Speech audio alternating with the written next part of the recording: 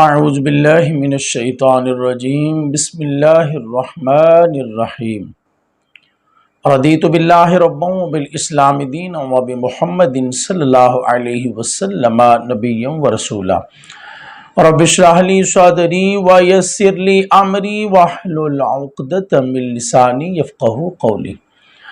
اللہ تبارک و تعالی قرآن مجید میں ارشاد فرماتا ہے ان الشیطان للانسان عدو مبین، بے شک شیطان انسان کا کھلا دشمن ہے۔ حضرات گرامی، یہ ایسا دشمن ہے کہ ہر طرح سے وار کرتا ہے، کسی صورت بھی نہ اس کو بندے کا نفع گوارا نہیں ہے، نہ دین کا نفع ہونے دیتا ہے، نہ دنیا کا نفع ہونے دیتا ہے، نہ آخرت کا نفع ہونے دیتا ہے۔ بس ہر وقت نا وہ اسی کوشش میں ہے کہ میں نے حضرت انسان کا بھلا نہیں ہونے دینا۔ کیا کریں؟ کیا کوئی ایسا راستہ ہے کہ اس سے جو ہے وہ جان بچ جائے؟ کیا کوئی ایسی صورت ہے جس کو اپنا کر اس دشمن سے بچاؤ ہو سکے؟ اللہ اکبر! ہاں، میں نے ایک واقعہ پڑھا ہے تو بڑا دل خوش ہوا، سوچا آپ کے ساتھ بھی شیئر کروں۔ ایک شخص کا حال اس طرح آتا ہے کہ اس کے قریب ہی نا کچھ لوگ ایک درخت کی پوجا کرنے لگ گئے، اس درخت کو معبود بنا لیا، اس کی عبادت کرتے۔ اب وہ شخص بڑا پریشان ہوا کہ یہ تو معاملہ بڑا خراب ہو گیا ہے، عبادت کے لائق تو اللہ وحدہ لا شریک کی ذات ہے، لا الہ الا اللہ، اللہ کے سوا کوئی معبود نہیں ہے۔ اب یہ بڑا مسئلہ ہو گیا کہ لوگ ایک اللہ وحدہ لا شریک کو چھوڑ کر اس درخت کی طرف آگے ہیں۔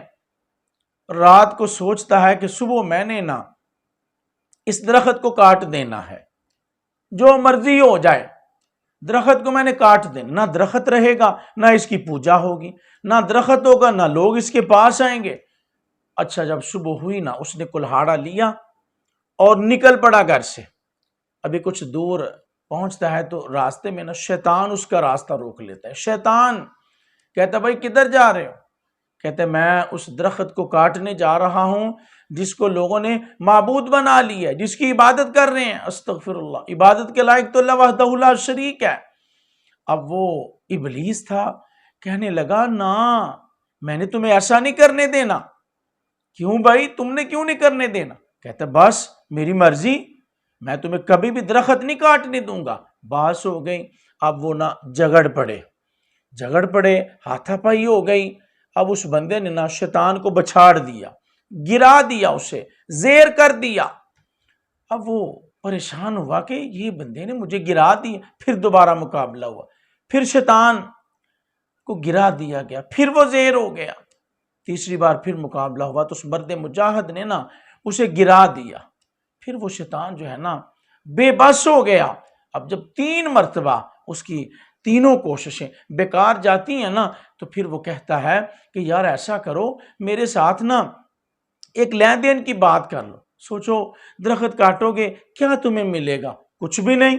میں تمہیں ایسا کرتا ہوں کہ تم گھر چلے جاؤ، اگر میری مان کے نا تم گھر چلے گئے روزانہ، ایک دن نہیں، روزانہ جب تم صبح اٹھو گے نا اپنی چارپائی سے تو جو سرہانا ہوگا نا، جو تکیہ ہوگا تمہارا، اس کو اٹھانا، نیچے سے تمہیں جو ہے نا وہ مال و زر مل جائے کرے گا۔ سوچنے لگا یہ تو ٹھیک ہے، صحیح ہے، یہ معاملہ ٹھیک رہے گا، واقعی درخت کاٹنے سے مجھے کیا ملے گا؟ لالچ میں آ گیا۔ اللہ اکبر! اب گھر لوٹ آیا۔ صبح ہوئی، جب اس نے سرہانا اٹھایا، اس تکیے کو اپنی جگہ سے پیچھے کیا تو نیچے سے مال و زر ملا۔ بڑا خوش ہوا، کہنے لگا یہ تو کمال ہو گیا، یہ تو زبردست ہو گیا، مجھے بغیر محنت کی مال مل جائے گا۔ یہ بھی بڑا مسئلہ ہے، بغیر محنت کے ہم چاہتے ہیں سب کچھ مل جائے، چاہے وہ کسی صورت میں ہو، حلال کا ہو یا حرام کا، مل جانا چاہیے۔ اللہ اکبر! استغفر، اس سے بھی ہم نے احتیاط کرنی ہے، یہ بھی بہت بڑی قباحت ہے معاشرے کی۔ صبح اٹھا، مال و زر ملا، سارا دن اس کو استعمال کیا، بڑا خوش ہوا۔ کچھ روز نا یہ سلسلہ چلتا رہا۔ اب بڑا خوش تھا، صبح اٹھتا، وہ اس کو مال و زر کو حاصل کرتا، سارا دن اس سے موج عیش و عشرت کرتا، کھاتا پیتا، موجیں کرتا۔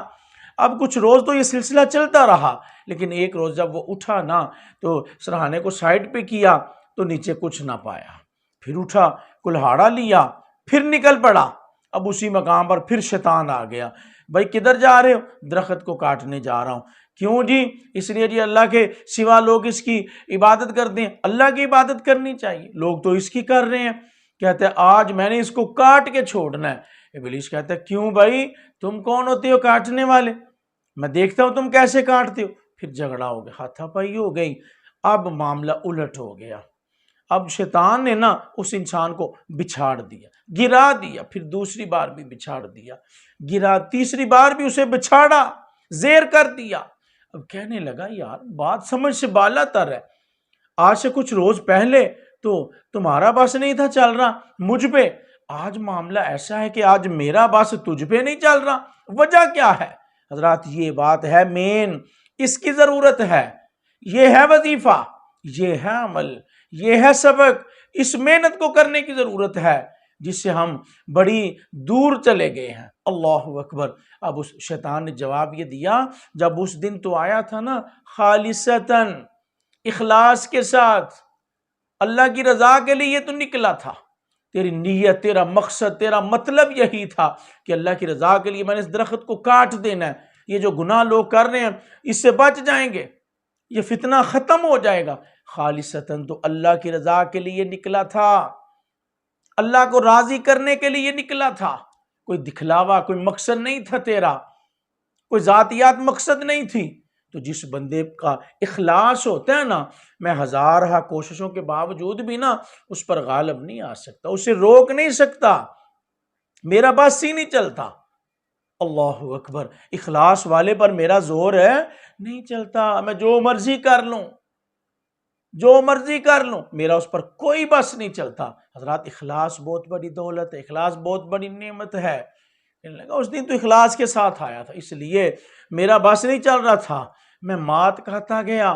آج تو اپنی ذات کے لیے آیا ہے، آج تجھے وہ پیسے نہیں ملے، وہ مال نہیں ملا، اس غصے سے تو آیا ہے، آج تو جو مرضی کر لے، آج تو مجھے گرا نہیں سکتا ہے، اس لیے کہ آج تو لالچ کی وجہ سے آیا، اپنی ذات کی وجہ سے آیا ہے۔ اس دن صرف اور صرف اللہ کی رضا کے لیے آیا تھا۔ حضرات بڑے کام ہم کرتے ہیں، اعمال صالحہ کا نوٹ جمع کرتے ہیں، کیوں کرتے ہیں؟ اپنی آخرت کی بہتری کے لیے، اللہ راضی ہو جائے، رسول پاک صلی اللہ علیہ وسلم ہم سے راضی ہو جائیں، اللہ رسول راضی ہو جائیں گے، دنیا بھی سنور جائے گی، آخرت بھی سنور جائے گی۔ تو پھر اللہ کو راضی کرنے کی نیت سے کام کریں، کوئی بھی کام کریں، کسی بھائی کی مدد کریں، کسی بہن کی مدد کریں، کسی پڑوسی کا خیال کریں، کسی مسافر کا خیال رکھیں، کسی مجبور کی مجبوری کو دور کریں، خالصتاً اللہ کی رضا کے لیے، خالصتاً اللہ کی رضا کے لیے۔ یہ وہ عمل ہے کہ جس پر شیطان کا بھی چارہ نہیں چلتا، ہے نا کمال کا عمل۔ اللہ تعالی ہمیں عمل کی توفیق عطا فرمائے، اللہ اخلاص کی دولت و نعمت عطا فرمائے، آمین بجاہ النبی الامین۔